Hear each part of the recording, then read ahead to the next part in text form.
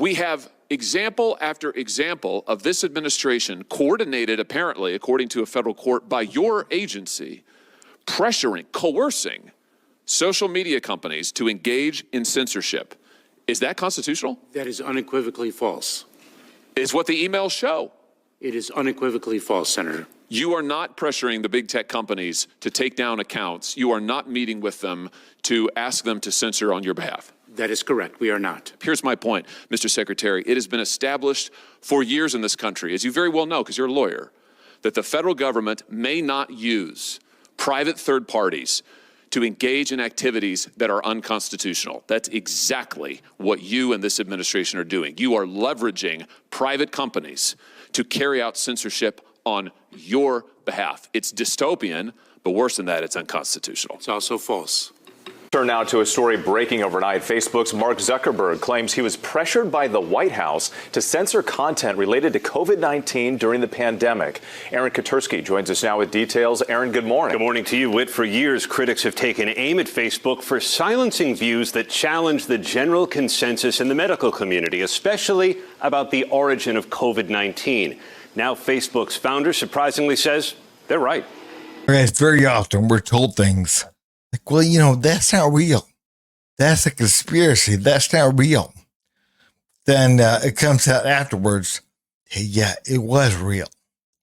Well, Mark Zuckerberg just came forward and said that during the COVID-19 pandemic, the Biden-Harris administration contacted him and told them to censor information on Facebook. Watch this. Well, the CEO of the social media giant Meta revealing that his company censored some of its content around the COVID-19 pandemic. Mark Zuckerberg says his teams didn't want to, but they were under serious pressure from the Biden administration, and he is telling members of Congress that this will not happen again. Well, our Sunderland Sarfati is following this from Washington. This is fascinating. This revelation came in a letter from Mark Zuckerberg, as I understand it, the House Judiciary Committee. What more do we know about what is in that letter? Yeah, Becky, it's a very strongly worded letter sent from Mark Zuckerberg to the House Judiciary Committee, who has been pushing for more information about the spread of potential disinformation, the spread of information, and potential censorship, they say, on the part of the White House. And Zuckerberg in this letter is very clear. He uses the words pressure. He said he felt pressure from the Biden White House to censor some of the information about the COVID-19 pandemic. And he says, he expresses regret. He says he should have been more outspoken at the time. He now believes it is wrong, knowing what he now knows. And in this letter, he says, quote, in 2021, senior officials from the Biden administration, including the White House, repeatedly pressured our teams for months to censor certain COVID-19 content, including humor and satire, and expressed a lot of frustration with our teams when we didn't agree. That was him in this letter to the House Judiciary. House Republicans, Becky, they're already, highlighting this information, celebrating this admission on the part of Zuckerberg. The White House defending their position, a statement to CNN today saying that during that time, they believe the administration, they said, encouraged responsible actions to protect public health safety. And notably, Zuckerberg says that he will be ready to push back more forcefully if this ever happens again in the future. Becky? Guys, man, why is it that it appears that CNN, MSNBC, whatever, is pushing a certain type of man and a certain type of woman? I mean, really, they're pushing more effeminate type men and more masculine type women. It appears, and I could be wrong, but it appears to me that that's what they're pushing. But to get to the Facebook stuff, never throughout history, and I think RFK said this the other day, but never throughout history has the good guys ever been the ones that censored content, that censored what you could say, what you couldn't say. Never. And, again, that's something we truly have to understand. We have to look at. Again, man, like Mark Zuckerberg said, they would not even allow comedy in satire, in certain ways, and they would get very frustrated if Facebook did not agree with the Biden-Harris administration. We truly can understand, man. Harris was a big part of this. Again, same thing with the side of the border, wide open. They allowed whoever to come across that border. And again, she was in charge of it. So whatever she says, you got to remember, she was part of this process. Mark Zuckerberg, the CEO of Facebook's parent company, now says he regrets agreeing to requests from the Biden administration to censor content related to COVID-19. In a letter to the House Judiciary Committee Chairman Jim Jordan, Zuckerberg wrote this, quote, "In 2021, senior officials from the Biden administration, including the White House, repeatedly pressured our team for months to censor certain COVID-19 content, including humor and satire, and expressed a lot of frustration with our teams when we didn't agree. I believe the government pressure was wrong, and I regret that we were not more outspoken about it." Zuckerberg went on to say Facebook should not have temporarily demoted an article from the New York Post reporting on allegations of corruption in the Biden family in the lead up to the 2020 election. The panel's back. We're also joined by CNN media analyst Sarah Fisher. Sarah, good morning. Wonderful to have you. Thanks for jumping in on this story. I think what Zuckerberg has done here is fascinating. It's not something we've heard from him in this kind of direct way before.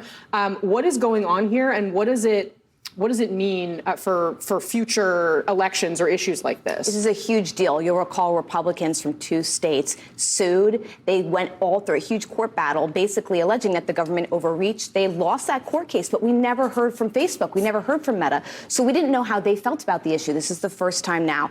And them coming out and saying, look, this was a big deal. We don't agree with these policies. It sets a precedent moving forward that if any government official, if the White House were to pressure them again, we now know where they stand, and hopefully they now feel empowered to push back. People can say whatever they want, but courage is contagious. It is. And again, you have some people that are standing up. You have Trump, of course.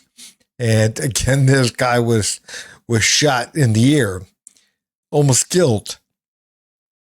And, he's still there. He is still there. Again, fight. He's still there. I mean, I'm sorry, that's bad ass. It truly is. But, you have people like him. You have people like RFK Jr. You have people like Tulsi Gabbard. And again, you're going to have people like Elon Musk that are really in politics, but they're willing to say things that others are not.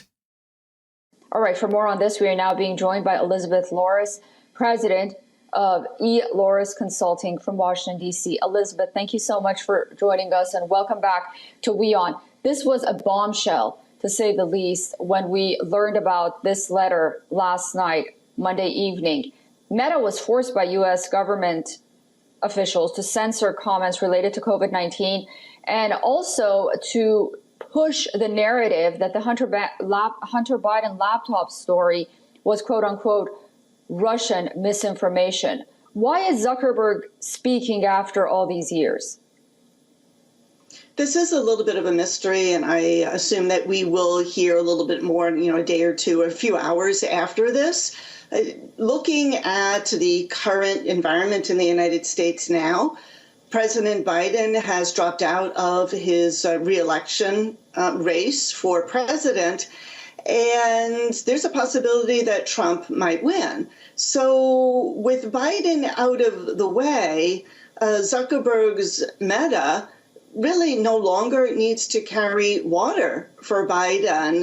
In the past, the Meta and Zuckerberg had donated, of course, to Democrats as well as some Republicans, but a lot to Democrats and Democratic initiatives.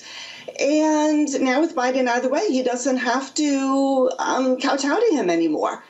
And, looking at very, very recent events, the arrest in Paris of Telegram founder Pavel Durov, may have shaken him, very influenced him, shall I say. The constant criticism that Elon Musk is getting for reformatting Twitter, now called X, to be really like a free-for-all and free speech, may have influenced him in that he's saying, I can't allow my company to lose legitimacy by being forced by the U.S. government or political entity to put on our platform what we can and we can't. We can't let the government say what we can and cannot do. Again, man, one thing I was thinking is that they want certain stories played up, and they want certain stories downplayed. Again, nobody heard about the Hunter Biden laptop story. Very few heard about that. Again, I did in the circle that I'm in, but on Facebook, no. Again, man, they not want that out there because they did not want that to influence the election. The same thing with Hillary. They didn't want Hillary's, being hurt when it came to her emails. So again, they swept that under the rug. And again, that was the FBI, but they swept that under the rug. Now, everyone and their mama heard about Trump and Russia. Everyone, even though that was debunked over and over again. That's not real. That is not real. But they pushed that. But they didn't push anything to do with Biden and Hunter, the laptop, and nothing. Nothing was said. We truly have got to understand that's the way they do things. Again, they push certain things out there that they will push, and other things they don't. And again, the left is never going to admit that they were wrong. And they are wrong about so many different things with this. Again, our country is going communist. We are going socialist. We have truly got to understand that. And again, man, I think in a lot of ways it's too late. I really do. Now, I'm not saying I'm giving up. Of course not. But I think it's in so many ways it's too late. Again, man, I was talking with a friend of mine this evening, and we were talking about how the left is so shallow. They're concerned about appearance.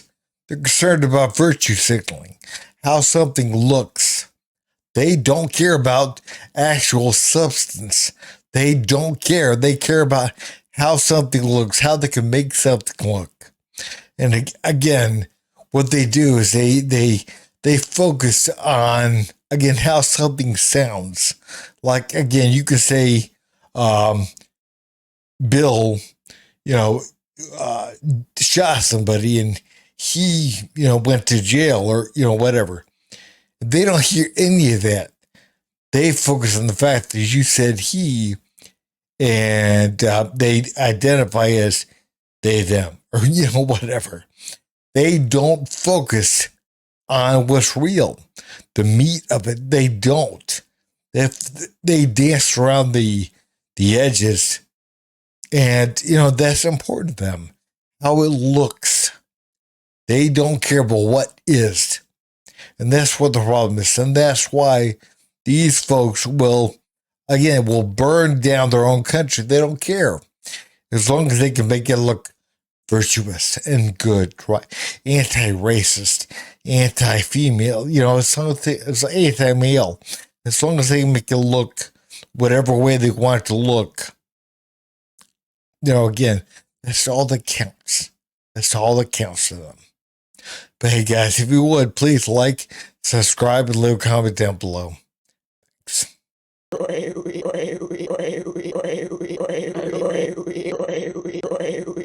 You son of a